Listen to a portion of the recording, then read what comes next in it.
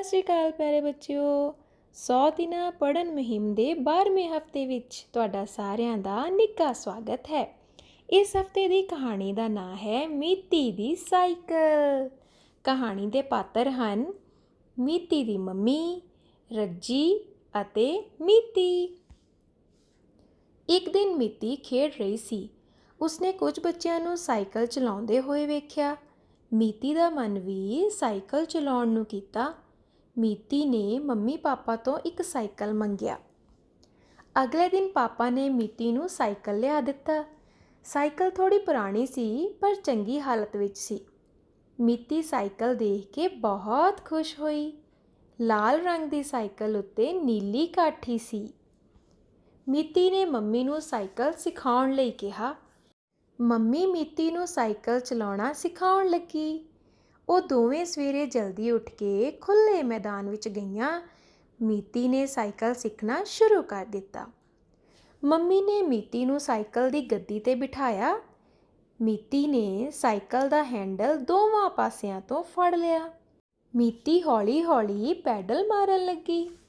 Mummy ਨੇ handle ਅਤੇ ਕਾਠੀ ਕੋਲੋਂ ਸਾਈਕਲ ਫੜੀ ਰੱਖਿਆ। ਥੋੜ੍ਹੀ ਦੇਰ ਵਿੱਚ ਮੰਮੀ ਨੇ ਸਾਈਕਲ ਛੱਡ ਦਿੱਤਾ। ਮੀਤੀ ਸਾਈਕਲ ਦੇ ਭਾਰ ਨੂੰ ਸੰਭਾਲ ਨਾ ਸਕੀ। ਉਹ ਸਾਈਕਲ ਤੋਂ ਡਿੱਗ ਪਈ। ਉਸ ਦੇ ਹੱਥ 'ਤੇ ਥੋੜ੍ਹੀ ਜਿਹੀ ਸੱਟ ਲੱਗ ਗਈ। ਮੀਤੀ ਥੋੜ੍ਹੀ ਦੇਰ ਰੋਈ ਪਰ ਫਿਰ ਸਾਈਕਲ ਚਲਾਉਣ ਲੱਗੀ। ਮੀਤੀ ਦੁਬਾਰਾ ਸਾਈਕਲ 'ਤੇ ਚੜ੍ਹ ਗਈ। ਮੰਮੀ ਨੇ ਸਾਈਕਲ ਸੰਭਾਲਿਆ। ਮੀਤੀ ਹੌਲੀ-ਹੌਲੀ ਸਾਈਕਲ ਚਲਾਉਂਦੀ ਰਹੀ। ਅਗਲੇ ਦਿਨ ਫਿਰ ਸਵੇਰੇ ਦੋਵੇਂ ਮੈਦਾਨ ਵਿੱਚ ਪਹੁੰਚ ਗਈਆਂ। ਅੱਜ ਮੰਮੀ ਨੇ ਸਾਈਕਲ ਨੂੰ ਪਿੱਛੋਂ ਫੜਿਆ। ਮੀਤੀ ਦੀ ਸਾਈਕਲ ਚਾਰੇ ਪਾਸਿਓਂ ਡੋਲ ਰਹੀ ਸੀ। ਮੀਤੀ ਇੰਝ ਹੀ ਕਾਫੀ ਦੇਰ ਤੱਕ ਸਾਈਕਲ ਚਲਾਉਂਦੀ ਰਹੀ। ਉਸ ਦਿਨ ਮੀਤੀ ਨੇ ਸ਼ਾਮ ਨੂੰ ਵੀ ਸਾਈਕਲ ਚਲਾਉਣਾ ਸਿੱਖਿਆ। ਮੀਤੀ ਇਕੱਲੀ ਹੀ ਸਾਈਕਲ ਨੂੰ ਹੱਥ ਨਾਲ ਖਿੱਚਦੀ ਰਹੀ। ਉਸਨੇ ਸਾਈਕਲ 'ਤੇ ਚੜ੍ਹਨ ਦੀ ਕਾਫੀ ਕੋਸ਼ਿਸ਼ ਕੀਤੀ ਪਰ ਮੀਤੀ ਇਕੱਲੀ ਸਾਈਕਲ 'ਤੇ ਚੜ੍ਹ ਨਾ ਸਕੀ।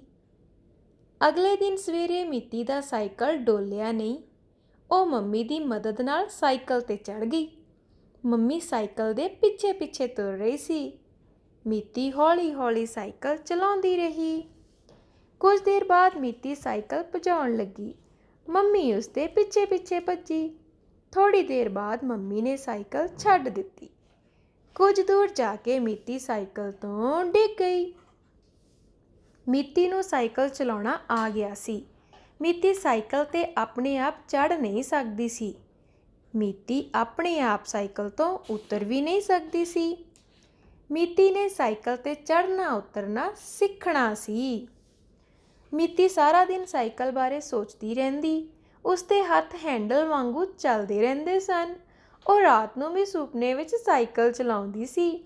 ਸਵੇਰੇ ਹੁੰਦੇ ਹੀ ਉਹ ਸਾਈਕਲ ਲੈ ਕੇ ਚਲੀ ਜਾਂਦੀ ਸੀ। ਮੀਤੀ ਸਿੱਧੇ-ਸਿੱਧੇ ਸਾਈਕਲ ਚਲਾ ਲੈਂਦੀ ਸੀ। ਉਸਨੂੰ ਸਾਈਕਲ 'ਤੇ ਉਤਰਨ ਚੜ੍ਹਨ ਦੀ ਮੁਸ਼ਕਿਲ ਹੁੰਦੀ ਸੀ। ਉਹ ਸਾਈਕਲ ਤੋਂ ਉਤਰਨ ਵੇਲੇ ਡਿੱਗ ਜਾਂਦੀ ਸੀ। ਮੀਤੀ ਨੂੰ ਸਾਈਕਲ ਉੱਚੀ ਲੱਗਦੀ ਸੀ। ਸਾਈਕਲ 'ਤੇ ਬੈਠ ਕੇ ਮੀਤੀ ਦੇ ਪੈਰ ਥੱਲੇ ਨਹੀਂ ਲੱਗਦੇ ਸਨ। ਮੀਤੀ ਕਈ ਵਾਰ ਡਿੱਗ ਚੁੱਕੀ ਸੀ। ਇਸ ਦੇ ਬਾਵਜੂਦ ਉਹ ਖੁਸ਼ ਰਹਿੰਦੀ ਸੀ। ਉਸਨੇ ਰੱਜੀ ਨੂੰ ਇਹ ਗੱਲ ਦੱਸੀ। ਰੱਜੀ ਨੇ ਉਸਨੂੰ ਵੱਡਾ ਸਾਰਾ ਪੱਥਰ ਦਿਖਾਇਆ।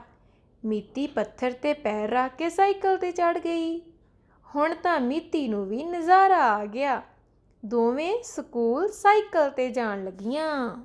ਪਿਆਰੇ ਬੱਚਿਓ, ਹੁਣ ਸਮਾਂ ਹੈ 12ਵੇਂ ਹਫ਼ਤੇ ਦੀ ਗਤੀਵਿਧੀ ਦਾ, ਜਿਸ ਦਾ ਨਾਂ ਹੈ ਡਰੌਪ ਐਵਰੀਥਿੰਗ ਐਂਡ ਰੀਡ।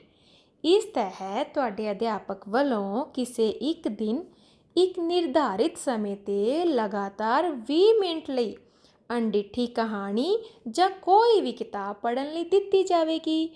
ਤੁਸੀਂ ਉਸ ਨੂੰ ਬਹੁਤ ਹੀ ਰੁਚੀ ਅਤੇ ਮਜ਼ੇ ਨਾਲ ਪੜ੍ਹਨਾ ਹੈ। ਫਿਰ ਮਿਲਾਂਗੇ। ਧੰਨਵਾਦ।